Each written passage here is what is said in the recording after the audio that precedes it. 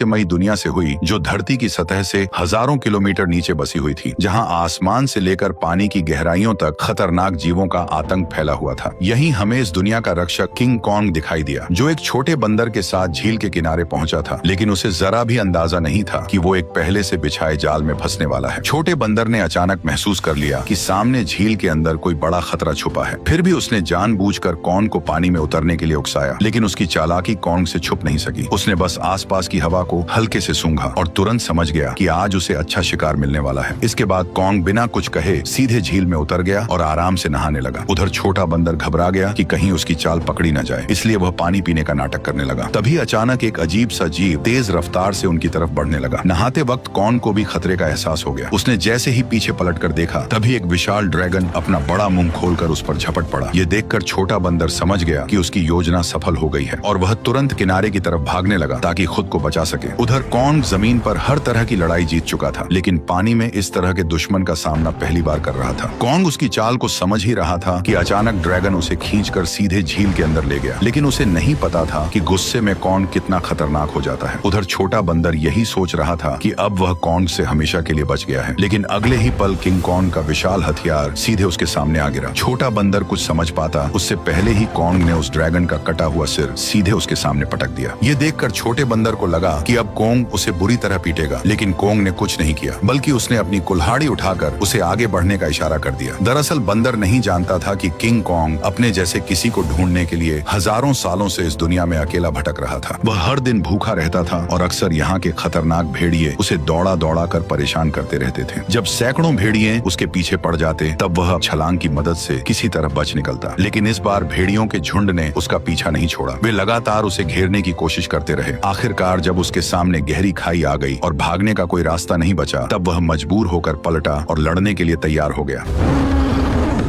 भेड़िए सोच रहे थे कि इस बार शिकार आसान होगा, लेकिन उन्हें अंदाजा नहीं था कि किंग कॉन्ग पहले से ही जाल बिछाकर बैठा था। जैसे ही एक भेड़िए ने छलांग लगाई, तभी अचानक कॉन्ग का जाल एक्टिव हो गया और भेड़िया तुरंत ट्रैप में फंस गया। गड्ढे में गिरते ही लकड़ी के नुकीले भाले भेड़िए के आर पार निकल गए। सही मौका देखते ही कॉन्ग ने तुरंत पेड़ का भारी तना उठाकर गड्ढे में फेंक दिया। जैसे ही जाल एक एक करके एक्टिव हुए, पहाड़ से बड़े बड़े पत्थर लुढ़कते हुए नीचे गिरने लगे और भागने की कोशिश कर रहे भेड़िए वहीं फंस गए। लेकिन धुआं छटते ही कुछ जिंदा बचे भेड़िए फिर भी शिकार छोड़ने को तैयार नहीं थे। गुस्से में किंग कॉन्ग ने एक भेड़िए की लाश पकड़ी और अपनी ताकत दिखाते हुए उसे जोर से फाड़कर 2 टुकड़ों में बांट दिया। ये देखकर बाकी बचे भेड़िए डर के मारे पूंछ दबाकर वहां से भाग गए। हालांकि शिकार मिलने के बाद भी किंग कॉन्ग के चेहरे पर कोई खुशी नहीं थी, क्योंकि उसके मुंह के सड़े हुए दांत ने उसे बहुत परेशान कर रखा था। इसी बीच छुपकर बैठी एक छिपकली मौका देखकर मांस का टुकड़ा उठाकर भागने लगी। किंग कॉन्ग तुरंत उसे रोकने के लिए झपट पड़ा, लेकिन तभी उसका ध्यान दूर से आई आवाज पर चला गया। घाटी से आती उस दहाड़ को सुनकर उसे लगा कि शायद उसका कोई अपना उसे बुला रहा है, इसलिए वह तुरंत उस दिशा में दौड़ पड़ा। लेकिन वहां पहुंचकर उसे सिर्फ एक अजीब सा मेंढक मिला जो उसी के जैसी आवाज निकाल रहा था। सालों तक भटकने के बाद भी वह अकेला था और यही खालीपन उसे भीतर से तोड़ रहा था। आखिरकार दांत की तकलीफ ने उसे इंसानों से मदद मांगने पर मजबूर कर दिया। वह ना चाहते हुए भी इंसानी दुनिया में दाखिल हो गया। वहां पहुंचते ही किंग कॉन्ग पहाड़ी पर गिर पड़ा और मदद का इंतजार करने लगा। तभी किस्मत से वैज्ञानिकों की नजर उस पर पड़ गई, लेकिन घबराहट में इंसानों ने सुरक्षा के लिए उसे भारी मात्रा में एनेस्थीसिया दे दिया, जिससे वह वहीं बेहोश हो गया। इसके बाद उन्होंने शहर के सबसे मशहूर डेंटिस्ट को बुलाया। डेंटिस्ट ने बिना एक पल गवाए उस सड़े हुए दांत को उखाड़ने के लिए मजबूत स्टील के तार को कसकर बांध दिया। इतने में ही कॉन्ग ने मुंह से सड़ी हुई बदबू छोड़ दी। सारी तैयारी पूरी होने के बाद जैसे ही स्पेसक्राफ्ट ने अचानक ऊपर उड़ान भरी, तभी एक झटके के साथ किंग कॉन्ग का विशाल दांत बाहर निकल आया। जब किंग कॉन्ग होश में आया तो उसने देखा कि उसका पुराना दांत अब एक मजबूत टाइटेनियम के दांत में बदल दिया गया है। इस नए दांत के साथ उसके अंदर जबरदस्त ताकत आ गई, जिससे उसे लगा कि अब वह किसी को भी हरा सकता है। लेकिन तभी लैब में अचानक किंग कॉन्ग की दुनिया से एक इमरजेंसी सिग्नल आया, जिसने सबको चौंका दिया। इस सिग्नल की सच्चाई जानने के लिए वैज्ञानिकों ने तुरंत एक रेस्क्यू टीम तैयार की और मिशन शुरू किया। उन्होंने किंग कॉन्ग के साथ उस पोर्टल में छलांग लगा दी जो सीधे कॉन्ग की दुनिया में जाता था। जैसे ही वे आगे बढ़े, उनका स्पेसक्राफ्ट तेज रफ्तार से नीचे की ओर खींचने लगा और कुछ ही पलों में वे उस रहस्यमयी दुनिया में दाखिल हो गए। घर पहुंचते ही कॉन्ग ने देखा कि उसका खाना चोरी हो चुका है। उसने तुरंत अपनी कुल्हाड़ी उठाई और सीधे चट्टान के ऊपर पहुंच गया। वहां उसने देखा कि गहरी दरार के अंदर से हल्की नीली रोशनी निकल रही थी, जिसने उसका ध्यान खींच लिया। सच जानने के लिए उसने बिना सोचे सीधे उस गहराई में छलांग लगा दी। घुप अंधेरे में पहुंचते ही उसकी कुल्हाड़ी अपने आप चमकने लगी। रोशनी पड़ते ही उसे दिखा कि चारों तरफ अजीब चमकदार पत्थर फैले हुए हैं जो इस रोशनी पर रिएक्ट कर रहे थे। तभी अचानक दूर से भयानक दहाड़ की आवाज गूंज उठी। वह उस आवाज का पीछा करते हुए झरने के पार पहुंचा, जहां उसे एक नई छिपी हुई दुनिया दिखाई दी। धीरे धीरे आगे बढ़ते हुए उसे अजीब सी बदबू महसूस हुई जो उसे अपनी ओर खींच रही थी। अचानक उसके सामने एक बेहद खतरनाक और विशाल साया उभर आया, जिसे देखते ही किंग कॉन्ग ने तुरंत अपनी कुल्हाड़ी उठाकर मुकाबले के लिए खुद को तैयार कर लिया। जैसे जैसे दोनों के बीच दूरी कम होती गई, वह विशाल साया धीरे धीरे छोटा होता गया और जब सामने आया तो सच्चाई कुछ और ही निकली। असल में वह कोई राक्षस नहीं बल्कि एक छोटा सा मासूम पीले बालों वाला बंदर था, जिसे देखकर वह खुद भी चौंक गया। हजारों सालों में पहली बार अपने जैसे किसी को देखकर किंग कॉन्ग तुरंत झुक गया और अपना हथियार नीचे रख दिया। इसके बाद उसने बंदर से दोस्ती करने के लिए अपना हाथ आगे बढ़ाया। उसे लगा था कि छोटा बंदर भी उसी की तरह अपने जैसे किसी को देखकर खुश होगा, लेकिन अचानक उसने किंग कॉन्ग को जोर से काट लिया। इतनी मुश्किल से अपने जैसे को ढूंढने के बाद किंग कॉन्ग उसे इतनी आसानी से जाने नहीं देना चाहता था, इसलिए वह बंदर के पीछे दौड़ पड़ा। लेकिन तभी अचानक उसके पीछे एक डरावना साया आ खड़ा हुआ, जिसे देखकर वह बुरी तरह चौंक गया, क्योंकि उसने आज तक अपने साइज का कोई गंजा गोरिल्ला नहीं देखा था। जैसे ही कॉन्ग उसकी ओर बढ़ने लगा, तभी अचानक दो लंबे हाथों वाले गोरिल्लाओं ने पीछे से आकर उसे जोर से जमीन पर गिरा दिया। गंजे के चेहरे की मुस्कुराहट देखकर साफ था कि वे लड़ाई के इरादे से ही आए थे, इसलिए किंग कॉन्ग ने भी अब उन्हें मारने का इरादा कर लिया। उसने तुरंत एक पत्थर उठाया और सीधे गोरिल्ला पर दे मारा। गुस्से में गंजा भी उस पर हमला करने दौड़ पड़ा, लेकिन कॉन्ग ने चालाकी से उसे भी मात दे दी। कुछ ही पलों में वह सबको जमीन पर गिराता चला गया, यहाँ तक कि गंजा कॉन्ग की कुल्हाड़ी को हाथ में लेकर भी कुछ नहीं कर पाया और चारों खाने चित हो गया। जैसे ही किंग कॉन्ग अपना हथियार उठाने बढ़ा, तभी छोटा पीला बंदर अचानक दौड़कर आया और उसके चेहरे पर झपट कर हमला करने की कोशिश करने लगा। ये देखकर किंग कॉन्ग ने उसे भी पकड़ लिया और उसी को हथियार बनाकर बाकी गोरिल्लाओं की जमकर पिटाई कर दी। हालांकि वे जानते थे कि वे किंग कॉन्ग का सामना नहीं कर सकते, फिर भी वे बारी बारी से उस पर हमला करते रहे। इसी बीच एक बंदर गलती से खाई में गिर गया, लेकिन किंग कॉन्ग ने फुर्ती दिखाते हुए उसे तुरंत पकड़कर ऊपर खींच लिया। लेकिन एहसान मानने की बजाय उसने जमीन से चाकू उठाकर किंग कॉन्ग पर वार कर दिया। यह देखकर किंग कॉन्ग का गुस्सा भड़क गया और उसने एक जोरदार लात मारकर उसे फिर से गहरी खाई में फेंक दिया। ये हाल देखकर गंजा डर गया और तुरंत पीछे मुड़कर भागने लगा। किंग कॉन्ग ने पास पड़ा पत्थर उठाकर उसकी तरफ फेंका, जो सीधा जाकर उसके सिर में जा लगा। चोट लगने के बाद भी वह कुछ बड़बड़ाता हुआ बिना पीछे देखे वहां से भाग गया। तभी किंग कॉन्ग ने पेड़ों के बीच में छुपे उस बंदर को पकड़कर बाहर निकाल लिया और जोर से जमीन पर पटक दिया। इसके बाद उसने जमीन से गंजे का गिरा हुआ चाकू उठाया और छोटे बंदर को इशारा किया कि वो उसे गोरिल्ला के ठिकाने तक ले जाए। बेचारा छोटा बंदर मजबूरी में आगे आगे चलने लगा और किंग कॉन्ग उसके पीछे पीछे बढ़ता गया। जैसे जैसे वे अंदर की ओर बढ़ते गए, वैसे वैसे उन्हें वहाँ कई सारे खतरनाक जानवर दिखाई देने लगे, लेकिन इस शांत दिखने वाली जगह के अंदर हर कदम पर खतरा छुपा हुआ था। छोटा बंदर बचने के लिए चालाकी से उसे उस इलाके में ले गया जहाँ विशाल ड्रैगन रहता था, लेकिन उसे क्या पता था कि किंग कॉन्ग के सामने उसकी यह चाल ज्यादा देर टिकने वाली नहीं थी। अचानक एक विशाल ड्रैगन उसके सामने आ खड़ा हुआ, लेकिन कॉन्ग ने डरने की बजाय कुछ ही मिनटों में उसका काम तमाम कर दिया और फिर आराम से बैठकर उसे खाने लगा। ये देखकर छोटा बंदर भी उसके पास आना चाहता था, लेकिन डर के कारण हिम्मत नहीं जुटा पाया। किंग कॉन्ग ने उसकी हालत देखकर खुद ही मांस का टुकड़ा तोड़कर उसकी तरफ बढ़ा दिया। फिर भी छोटा बंदर उस पर भरोसा नहीं कर पा रहा था। ये देखकर किंग कॉन्ग गुस्सा हो गया और उसने मांस जमीन पर फेंक दिया, जैसे कह रहा हो खाना हो तो खा वरना भाड़ में जा।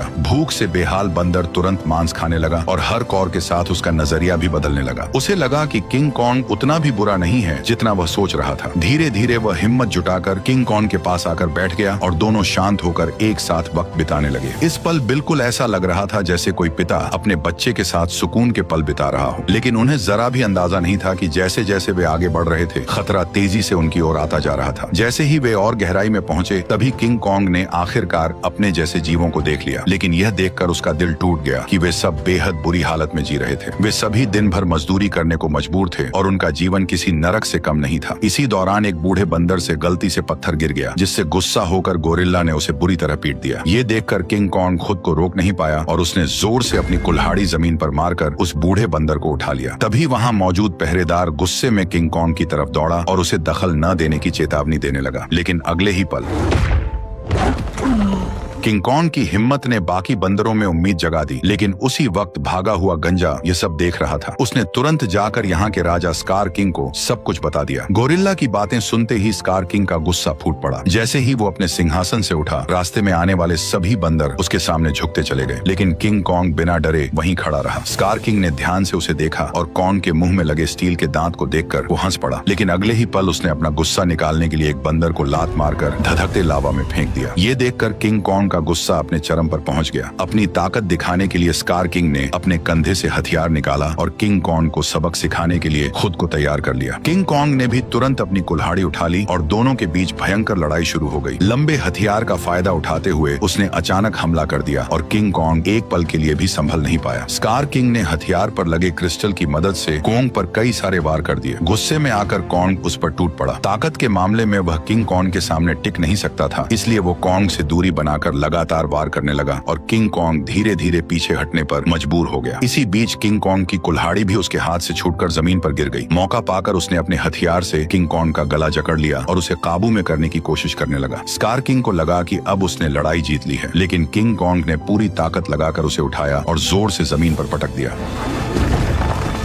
किंग कॉन्ग ने कुछ ही देर में उसे चित कर दिया। तभी स्कार किंग ने तय किया कि वह उसे उसकी असली ताकत दिखाकर ही मानेगा। जैसे ही उसके हथियार में लगा पत्थर चमकने लगा, तभी अचानक गोरिल्लाओं ने पत्थर गिराकर लावा का रास्ता रोक दिया। ठीक उसी पल गुफा में छिपे खौफनाक राक्षस की आंखें दिखाई देने लगी। तपती जमीन अचानक बर्फ बन गई और बाहर निकला वही विशाल जीव टाइटन शीमो, जिसने कभी पूरी दुनिया को बर्फ में जकड़ लिया था। स्कार किंग ने तुरंत उसे कॉन्ग पर हमले का हुक्म दिया, लेकिन शीमो इस हुक्म से खुश नहीं दिख रहा था। जैसे ही उस पर दबाव बढ़ाया गया, वह दर्द से तड़प उठा और मजबूरी में उसने हमला कर दिया। किंग कॉन्ग ने फुर्ती दिखाते हुए तुरंत छलांग लगाई और पहले वार से खुद को बचा लिया। इसके बाद उसने अपनी कुल्हाड़ी सामने रखकर खुद को संभालने की कोशिश की, लेकिन शीमो की ताकत के सामने उसकी सारी कोशिशें कमजोर पड़ने लगी। देखते ही देखते उसका हाथ जमने लगा और बर्फ में बदलता चला गया। इस अचानक हुए हमले से उसका दाहिना हाथ बुरी तरह घायल हो गया और वह कमजोर पड़ने लगा। मौका देखकर स्कार किंग ने तुरंत उसे खत्म करने का आदेश दे दिया। जैसे ही अगला हमला होने वाला था, तभी पीछे से छोटा बंदर सुरंग की ओर इशारा कर उसे तुरंत भागने को कहने लगा। उसी समय शीमो ने मजबूरी में फिर से हमला कर दिया। ये देखकर किंग कॉन्ग तुरंत मुड़ा और तेजी से सुरंग के अंदर घुस गया,